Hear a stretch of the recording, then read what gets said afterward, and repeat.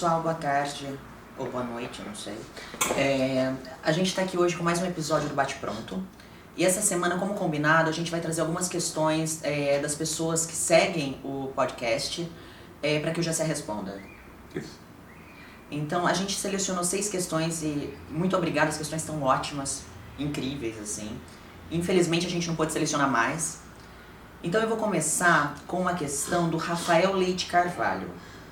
Ele pergunta: seria possível uma comparação entre o ódio aos judeus na Alemanha durante a década de 1940 com o ódio aos africanos e seus dependentes ou descendentes escravizados no Brasil? Se o nazismo é o formato alemão do fascismo, a escravidão no Brasil não pode ser chamada de fascismo, por quê? É uma questão muito interessante do Rafael.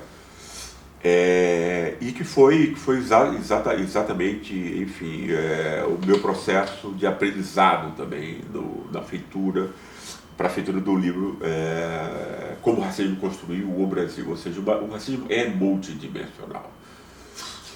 E o racismo assume várias outras formas, ou seja, ela não é só racial, nem étnica, como no caso aí dos judeus, etc. Né? E efetivamente tem enormes semelhanças com o que acontece no Brasil, né? Porque a grande peculiaridade do racismo é que ele tem que animalizar o outro. Né? No Ocidente, né? Isso a gente já discutiu algumas vezes, a grande oposição é aquela que está entre o corpo e o espírito. Né? E o corpo é sempre inteligência, moralidade, honestidade e capacidade de fruição estética. Tudo que a gente acha, embora a gente não tenha consciência disso, mas tudo que a gente admira tem a ver com o espírito. E tudo que a gente e tudo que tem a ver com o que é vulgar, considerado inferior, está ligado ao corpo, aos afetos, aos instintos, ou seja, aquilo que nos aproxima dos animais. Né? E isso aconteceu, e isso acontece todas as vezes que você quer humilhar alguém, ou seja, não há exploração econômica sem a humilhação. A humilhação vai ser aceita de algum modo pelo oprimido, senão ele não é mais o oprimido. Se ele não aceitar essa humilhação, ele não é o oprimido. Ou seja, então toda dominação tem que ter a participação do oprimido. Né? Isso é extremamente importante, porque a gente tem, né, quer dizer, várias pessoas possuem essa necessidade de glorificar o oprimido, que é uma coisa da mensagem de Jesus, do cristianismo, que é uma mensagem interessante, boa, mas não é verdadeira. Não é assim que funciona o mundo, não é assim que acontece. Onde existe a dominação vai ter a anuência, a concordância total ou parcial de quem é o oprimido, de quem ele é inferiorizado. Né? Então, obviamente, isso tem a ver com o processo que tem a ver com você dominar os mecanismos de poder, etc. Mas o fato né, há que se quebrar, portanto, esse ciclo vicioso. E a questão do Rafael nos lembra o quê? A Alemanha quebrou isso como? A Alemanha quebrou isso lembrando todos os dias, né, do absurdo que foi, da irracionalidade que foi, da morte que trouxe, fazendo uma autocrítica. Fazendo uma autocrítica, porque o ser humano e a sociedade só aprendem se autocriticando, não tem nenhum outro meio. Né? E o Brasil, ele pode mudar, né, esse contexto aí onde você elege um louco como Bolsonaro para a presidência, etc. Isso é com muita mentira, fraude, etc. Né? Mas isso tudo tem a ver com o quê? Tem a ver com mil ressentimentos, racismos, raivas que as pessoas não percebem, como elas são produzidas, que foram manipuladas por Bolsonaro, né? Que tem a ver com raiva, né, da escravidão, da humilhação dos pobres, etc., os quais muitos deles votam em Bolsonaro. Né?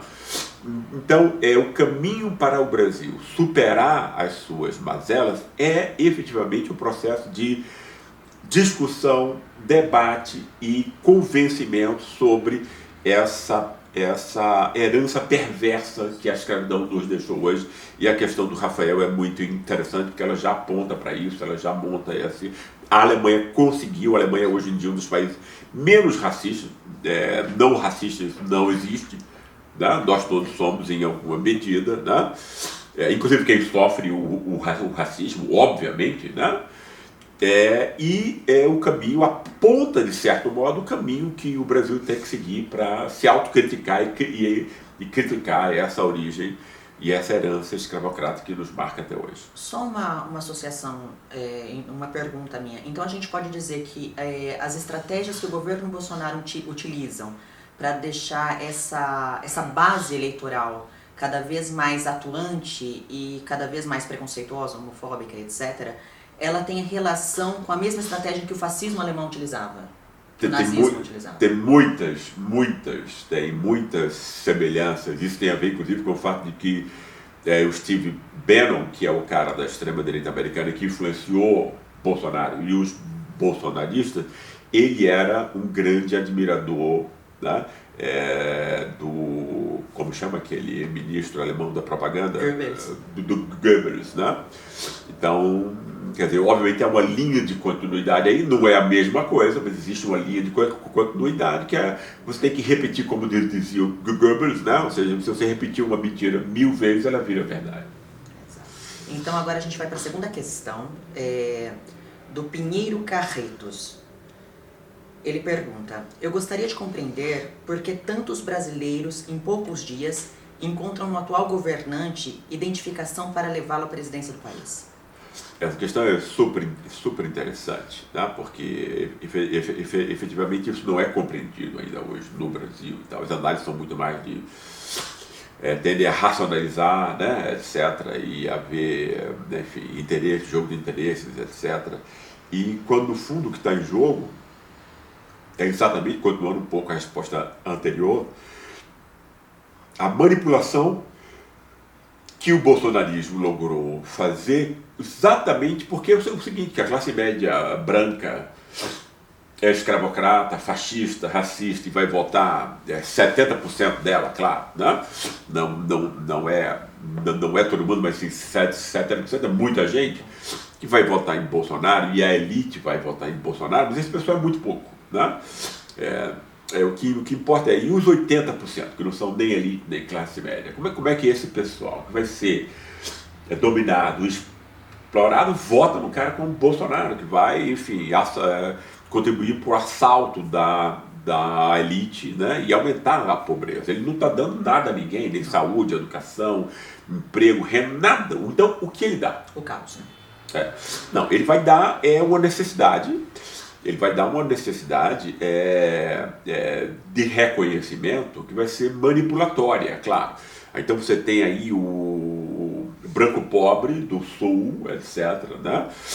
De Santa Catarina, do Paraná, do interior de São Paulo, né? Que não foi esse branco da classe média alta que subiu, não é isso? Que tem raiva disso, que foi oprimido, ou seja, ele não teve as mesmas chances que o seu companheiro aí, que tem um sobrenome italiano como ele, mas que ele não tem, né? Ele não é da classe média. Bolsonaro é um representante orgânico desse branco pobre, né? Desse lixo branco, porque esse branco ele é considerado lixo pelos brancos, que são superiores a ele, que vai olhar para ele de cima para baixo, e por ele mesmo, ele sabe que ele não tem o mesmo capital cultural, as mesmas maneiras, a mesma origem familiar, de classe, portanto, que a família, né, constrói a classe nisso. E Bolsonaro, que é filho desse imigrante pobre e tal, ele vai representar esse cara, né, vai representar a raiva dele, vai representar o ressentimento dele. Por exemplo, por que Bolsonaro tem tanto apoio a essa guerra cultural contra a universidade, cultura, ciência e tudo? Olha, porque esse branco pobre percebe intuitivamente que ele foi, né, que é o capital cultural que a ciência dá, que a universidade dá, que o faz com que o branco de classe média alta olhe para ele de cima para baixo e ele se sinta humilhado, menos, etc. Né? Isso é uma ferida para cada um ser humano tão grande que ou você encara isso, esse fracasso, né, como uma culpa sua, que não é, mas é percebido como sendo, porque a imprensa também ninguém discute isso.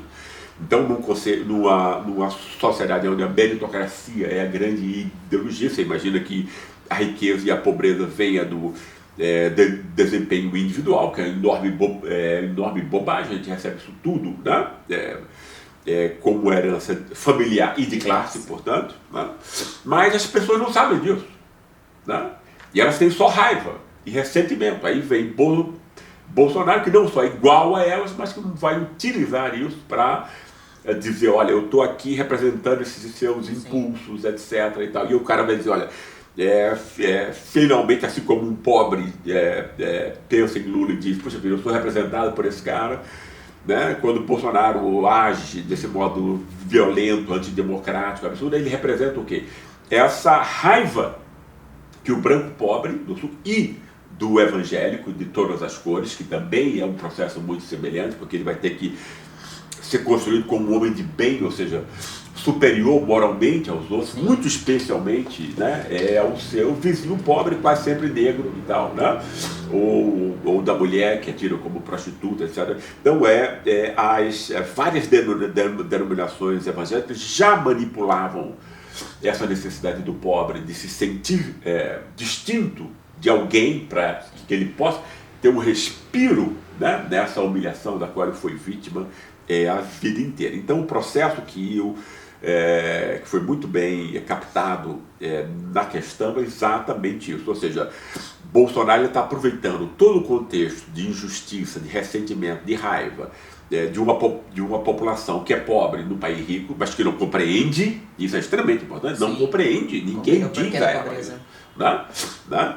E então ele pode usar, como você não compreende, você pode dizer que é o STF, que é Alexandre de Moraes, que é não sei o que, você pode inventar os seus inimigos aí, porque a identificação já está montada de modo emocional, né? E não foi criticada racionalmente, etc. Então, e aqui é exatamente o contexto do fascismo que foi atualizado por Bolsonaro. Então a gente pode dizer, por exemplo, que sem também compreender o fenômeno do lixo branco brasileiro, a gente não consegue entender o bolsonarismo. Exato, porque aí a gente tem que ver muita gente de modo extremamente superficial. Imagina, você chamar isso de lixo branco, isso é um racismo reverso. Não existe racismo reverso, né? Racismo é um só, e ele está presente em nós todos, então você não pode, né, dizer agora o branco. Não, você está mostrando o quê? Você está. E é importante a gente usar esse termo lixo branco para o branco pobre, né? Porque o branco pobre é um injustiçado também. Ele não teve. Só que ele não compreende esse processo de injustiça, não consegue criticar, né, a sua falta de oportunidade, e por conta disso ele é mais racista do que todos os outros, né? Entende? Ou seja, contra o negro, etc. Que é exatamente o que o branco pobre, vamos dizer a verdade, que eu vi isso em várias entrevistas, você me acompanhou, você sabe disso, né? Então você tem aí o branco pobre extremamente racista em São Paulo, no Sul, não é isso? Pela conformação racial, que é muito distinta desse lugar. Esse pessoal jamais se sentiu identificado com o povinho que ele considera mestiço e negro, etc. E Bolsonaro atualiza essas coisas. Então, é importante a gente perceber que o lixo branco é manipulado, é feito de joguete, né? Exatamente pela necessidade de que esse racismo dá um respiro para ele, né?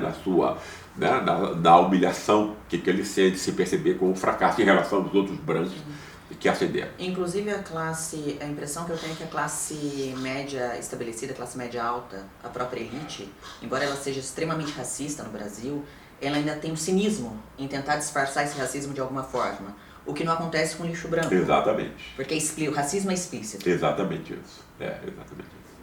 A terceira questão é do Juliano Pereira Gomes. Ele pergunta: o sistema capitalista e o sistema político influenciados pelo mercado são os produtores e os reprodutores do racismo?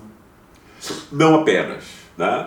Porque a gente tem de ver, quer dizer, o que é o grande reprodutor do racismo não é o sistema político em si, é como são as ideias que estão, né? Quer dizer, porque no fundo toda a opressão de seres humanos por seres humanos, ela é simbólica. O que é que isso significa? Ela está materializada em uma ideia. Não é isso?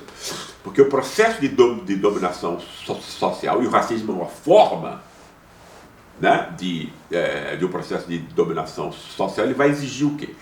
Ele vai exigir que quem domina, né, tem a necessidade de legitimar o domínio, como se fosse um domínio merecido, ou seja, como os americanos fizeram com os brasileiros, né? Nós somos honestos, vocês são desonestos, então isso foi dito por pelos grandes pensadores brasileiros, e é isso que faz com que todo progresso brasileiro, Petrobras, Pré-Sal, Odebrecht, Embraer e tal, tenha ido parar nas mãos de americanos. Né? Olha, nós somos honestos, você imbeciliza o povo. Né? Então, quem domina tem que imbecilizar o oprimido, tem que fazê-lo acreditar que ele é inferior. Né? Eu esqueci um pouquinho uma pergunta, entrei nesse atalho aqui. Ele vai perguntar se o sistema capitalista e o sistema político... Tá. E aí, então, são essas ideias, as ideias da superioridade, por exemplo, né? As ideias que foram implantadas, porque esse racismo global, como eu chamo, que é das sociedades que vão assaltar o resto do mundo inteiro, que está basicamente montado sobre a forma, né, nós somos honestos, vocês são corruptos, foi também utilizado pelos pensadores brasileiros, elitistas, embora eles todos tirassem ondas que tinham, enfim, interesses aí de libertação popular, uma mini mentira, porque a ideia, obviamente, foi o quê? Foi montar essa ideia de que as elites, especialmente em São Paulo, onde você montou aí uma ideia de que o bandeirante virava protestante, uma loucura toda, mas enfim, o pessoal acreditou nisso, e essa classe média branca que veio importada da Europa e que se via como europeia e, portanto, não participando desse povo, né, mestiço e negro, esse povo foi tornado inferior, né, pela própria classe média branca. Ou seja, o mesmo preconceito que os americanos usam para oprimir a América Latina, África e Ásia, né, dizendo que eles são mais honestos e, portanto, superiores moralmente, foi exatamente o que foi utilizado pela classe média branca e pela elite para criminalizar, humilhar o povo, né? E, por exemplo, criminalizar a soberania popular. Basta que a imprensa da própria elite escandalize algum caso de corrupção que a gente sabe que, por exemplo, não precisa de nenhuma prova. Basta de um juiz corrupto, como o Sérgio Moro. Né? Então, isso mostra o quê? Isso mostra que são essas ideias que povoam o sistema político. São essas ideias que estão por trás. São essas ideias que a gente tem que combater. Né? Então, sempre o inimigo do que está acontecendo nas instituições, do comportamento institucional ou do comportamento individual, é a crítica das ideias que vão legitimar esse comportamento, obviamente. E a gente precisa estar atento a isso.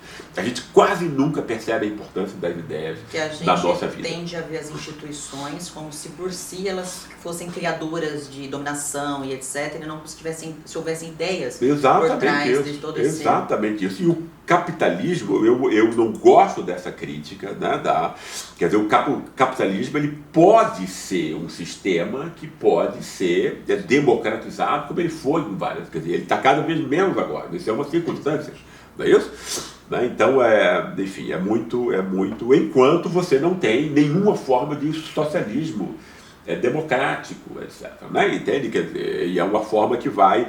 Então, não há aqui essa relação, socialismo, capitalismo, etc. O que importa é uma sociedade democrática, uma sociedade conscientizada, né? E uma sociedade igualitária e universal. Isso não está ligado a nenhuma forma pré-definida de como deve ser o arranjo institucional. Você tem que debater, criticar ideias e aperfeiçoar sempre, né? Essa relação social de uns com os outros. Exatamente. A quarta questão é a da Paula Eduarda Canhadas. Ela pergunta: Gessé, eu gostaria que você explicasse como o racismo deve ser tratado no processo educacional nas escolas. Uma excelente questão, mais uma vez. Aliás, todas as questões foram muito, muito boas. Eu parabenizo e agradeço muito a participação de vocês. Olha, esse ponto, e aí já toca exatamente no ponto que a gente... Né? Ou seja, o que é importante é uma revolução cultural. Isso não precisa ser nada absurdo. Os países fazem revoluções culturais. A gente tem que fazer uma revolução cultural. Nas escolas, o conteúdo ensinado para as crianças deve ser, né, um conteúdo crítico, obviamente, essa coisa toda que o Bolsonaro quer fazer aqui, isso jamais aconteça. A imprensa brasileira tem que ser regulamentada, ela não pode ser a boca dos bancos, ou seja, de quem explora as pessoas. Ela obviamente vai mentir, etc. Mas existem formas de você regular isso. Outros países aplicam isso e tal, né? Para que a imprensa seja plural, efetivamente é possível que isso aconteça e tudo, né? Então, o que a pergunta nos lembra é que as formas eficazes disso é você montar o quê? Você criticar os consensos que estão agindo agora, né? Que é um consenso simbólico. É isso que a gente tem que notar, pessoal. Nós não somos abelhas e tal, a gente não nasce com um DNA que predetermina o nosso comportamento. Nosso comportamento, quer a gente tenha consciência disso ou não, e quase sempre a gente nunca tem, é comandado por ideias. Como várias dessas ideias foram incorporadas no processo de socialização familiar, quando a gente tinha 0 a 4 anos, do qual ninguém lembra do que aconteceu, né? Essas ideias a gente não percebe, mas elas são naturalizadas, elas são transformadas como se um DNA fosse, né? Determinando o nosso comportamento para o resto da vida. Mas ela não é um DNA, ela é uma ideia e ela pode ser criticada. A gente não pode mudar tudo que a gente recebeu dos pais, mas algumas coisas a gente pode. Ótimo, obrigada. Então a quinta questão é do Gabriel Cleison. Olá, Joyce Gessé. Como o racismo deve ser combatido? O racismo é o principal problema do Brasil?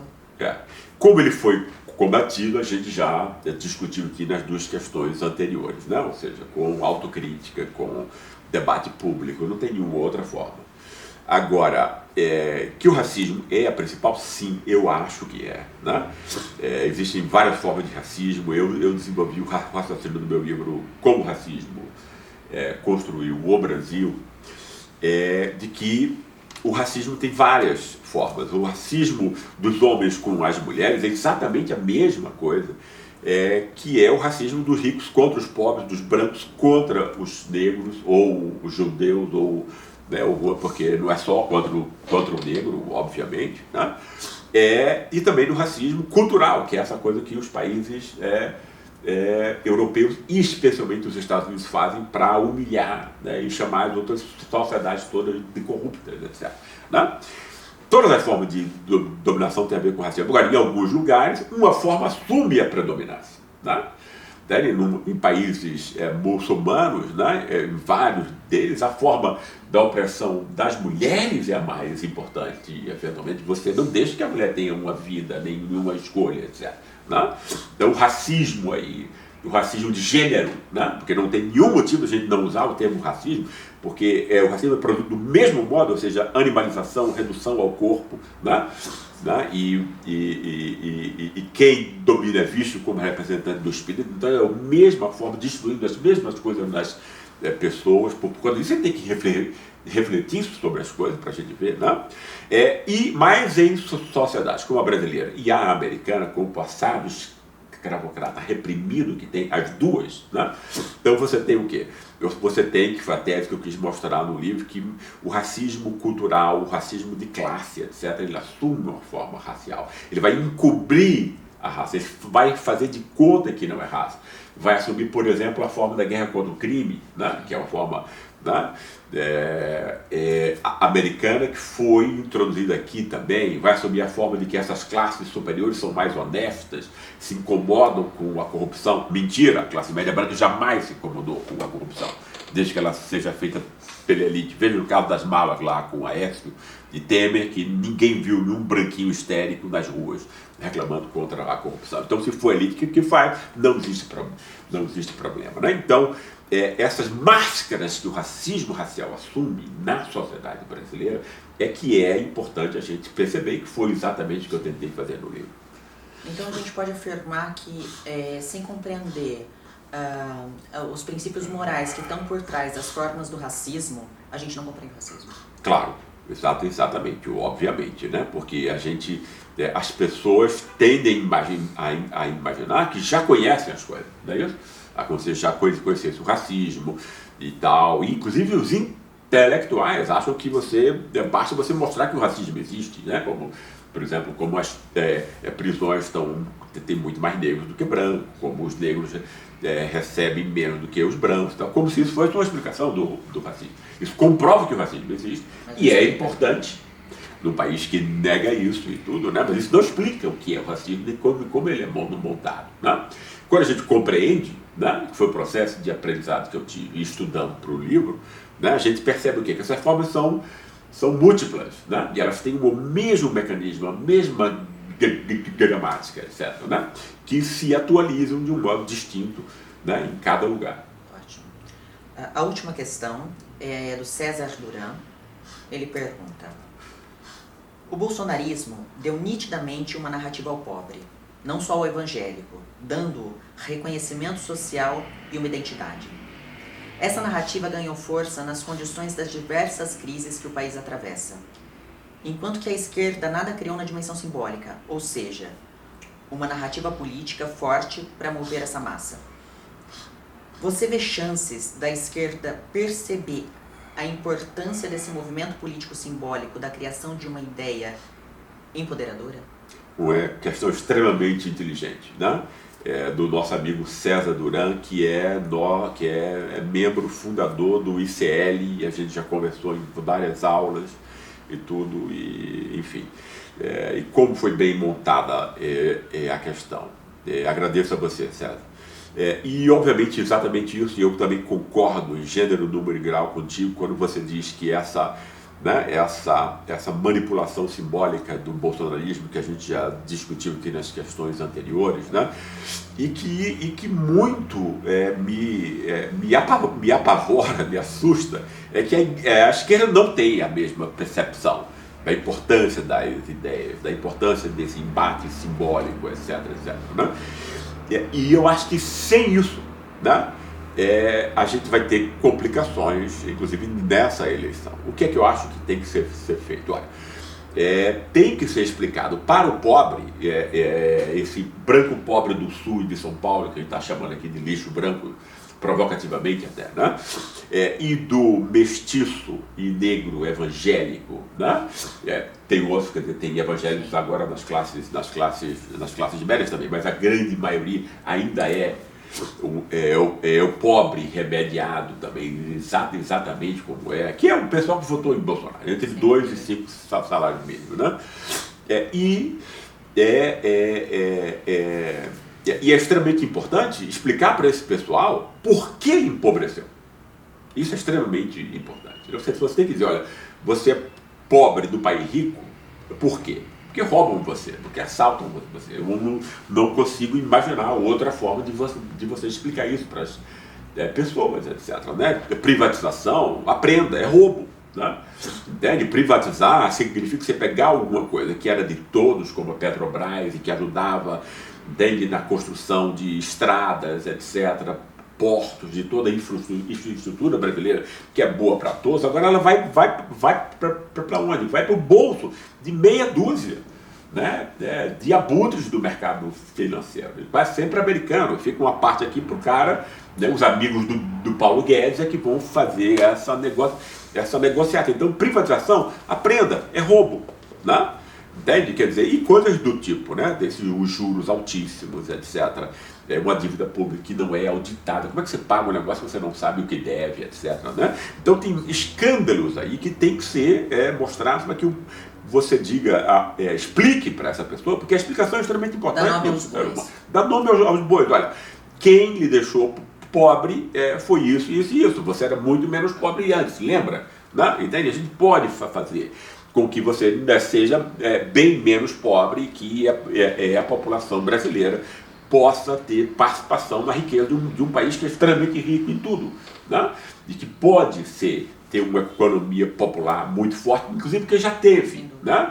Quer dizer, chegou a ser a 6ª maior economia do mundo, né? Hoje em dia a 12ª com Paulo Guedes e Bolsonaro, né? Quer dizer, esse tipo de coisa tem que ser posto para que você não use aí, né, essa coisa de kit gay, não sei o que, e essa coisa dos costumes, então, porque aí, essa coisa dos costumes, do que é você pegar o pobre, que não sabe por que é pobre, né, e dar um descanso para a humilhação e a pobreza e o fracasso dele. Claro, olha, você é melhor do que as pessoas que não querem aborto, você é a favor da vida, etc. Não sei o que. Então você vai jogando, construindo aí uma coisa substitutiva, né? Que não toca no essencial e tal. Porque, claro, porque costumes, o que é? Cada um faz o que quer, você não tem nada a ver com intervir na vida do outro, não meta o bedelho na vida do outro, cuide da sua vida. A questão dos costumes é isso, né?